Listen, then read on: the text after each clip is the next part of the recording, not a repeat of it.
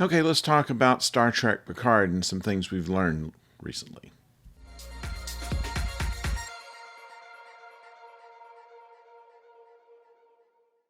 Hello out there, I'm the oldest nerd, and today we're going to talk about some guesses and some information that we've gotten about Star Trek Picard. And as we know, season 2 will begin sometime in 2022, which is to say, probably early in the year, because Lower Decks is going to start in August, and following probably 14 episodes there, we will be into the fall. We know that Strange New Worlds has already been in production, and that may be ready by the time that Lower Decks is done. We know Discovery, which is already planning to go into season 4, has some photography done. So it's possible that Discovery will be following Strange New Worlds, and then, of course, Picard.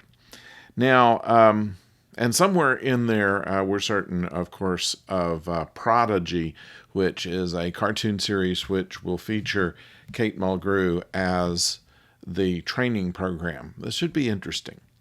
At any rate, on Picard, we have found there are some other things that have been gathered from the teaser trailer and some of the statements by the producer, who is also producing Strange New Worlds. And they're doing different things for these shows. Strange New Worlds will be episodic, but will also have character arcs. So the characters will develop even as the stories are adventure of the week kind of things. So what we have here is in Picard the appearance of Q. And they have decided that Q has to be a slightly different character than he was before, because Picard is older, he's not human anymore, and Q, even during the process of Next Generation, became more of a teacher rather than a nemesis to Picard. And speaking of nemesis, there is, of course, the Tom Hardy, who played a younger Picard. Rumor is that he is being sought after by Paramount Plus to be signed up to play a younger version of Picard. And this means a couple of things. First of all, that there's liable to be some time jumps in this where Picard is back to other parts of his life, probably caused by Q. And also, we'll see probably Picard depicted as a younger person, as in the last episode of The Next Generation, where Picard jumps through time, but he always looks the same. This is something that they are probably not going to do in this case. They will use another actor in order to make a young Picard. Now, that's one reason that they're liable to do it, just to make it a little more realistic that Q is taking Picard back and forth through time, but also in case Patrick Stewart decides to back out and they want to continue the Picard series, they could just have a young Picard and have adventures aboard the Stargazer. Now, we know from Star Trek lore that Picard served on the Stargazer for 22 years, and it was featured prominently in the teaser trailer. So we have a feeling that some of the blanks are going to be filled in. We've only seen little things of it, a flashback sort of on the bridge that is caused by a Ferengi device, and then a flashback where Picard is bringing back Jack Crusher's body. And there's no mention of Beverly Crusher in any of this. There's no rumor that she is going to be reappearing.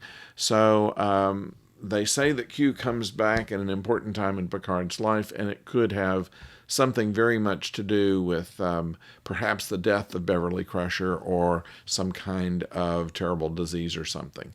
So, and no guess as to the appearance of Will Wheaton, which would be about the right age at this point, and was featured in a cut scene in Nemesis. So it's possible that we could see him, although that's being kept very quiet.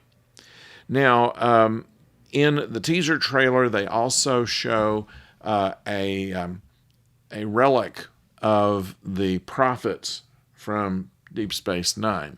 And this This relic is a stone tablet, which, upon being broken, releases two of the beings, one which they call a prophet, and then another eternal alien. And as we know at the end of Deep Space Nine, that Sisko went to join the prophets, apparently to become eternal himself, there is some guess that Sisko might be appearing in this season of Picard as another Eternal, perhaps someone to help balance out in one way or other Q.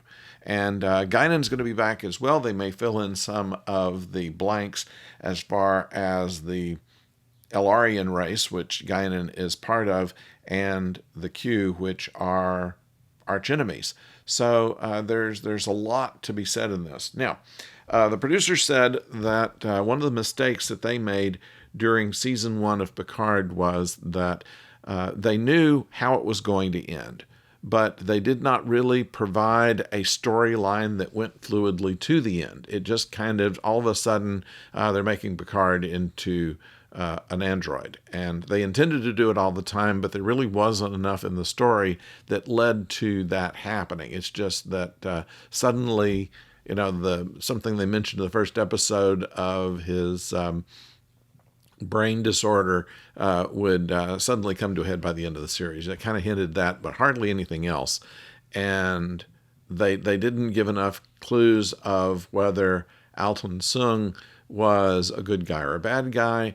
And it was a little too difficult to work through, honestly. And they say they're going to correct this by making it a much clearer story as it goes along. So we'll see how they do on that. But they say they're going to bring back the entire original cast, which I don't think we'll see Elnor around, but we will see Jurati and Rios and Raffi and Alton Sung again, and probably Soji. And so that will be in present day, and we'll probably see some other people to populate the Stargazer, which I have a feeling they're going to spend some time on. So it might be an interesting look back on Picard's career. They talk a lot about time in the First Contact Day panels, and more than place. So whether we have a return to somewhat of the Enterprise D, which is unlikely, or to the Stargazer, which is very likely, or to whatever tie-in that they have with DS9, it should be an interesting season. So that's what we know for now. I'd like to know what you've heard or what you think in the comments below. Please do add to that if you wish. And then, of course, if you've not subscribed already for this channel, please do so. It helps build up the channel, and we love to have a bigger community to talk to. So thank you very much for watching, and until next time, don't go far.